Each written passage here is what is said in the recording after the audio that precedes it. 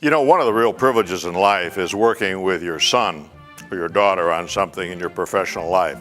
I've had the occasion to work with my son Kevin on a series of books. We've got my firstborn, There's No One Like You. My middleborn, There's No One Like You. My youngest child, There's No One Like You. My only child, There's No One Like You. My adopted child, There's No One Like You. Now notice the difference here. Brown bears on all the birth order books, but my adopted child, There's No One Like You, we find a panda bear. The storyline in these books talk about the uniqueness of each child in the family.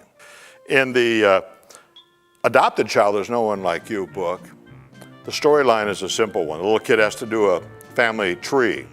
He gets an assignment from his teacher, Mrs. Raccoon-Aroni, to do a family tree. Well, he freaks out. What's he gonna do?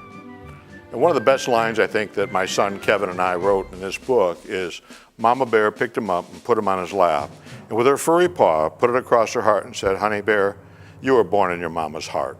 Well, anybody who's adopted a child knows the joy and the many trials, quite frankly, that go into adopting a child.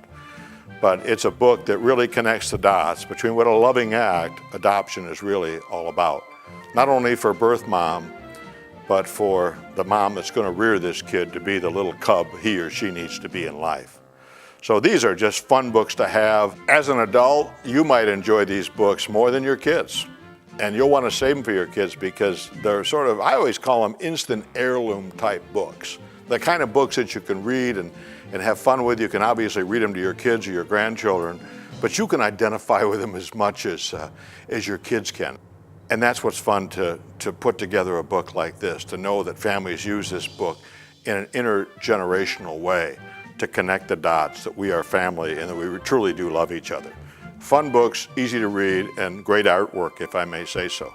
These are books for kids from 4 to 8. The publisher tells me that so many people don't buy them for their 4 to 8-year-old children. They buy them for their siblings. Here, this is you, read this book.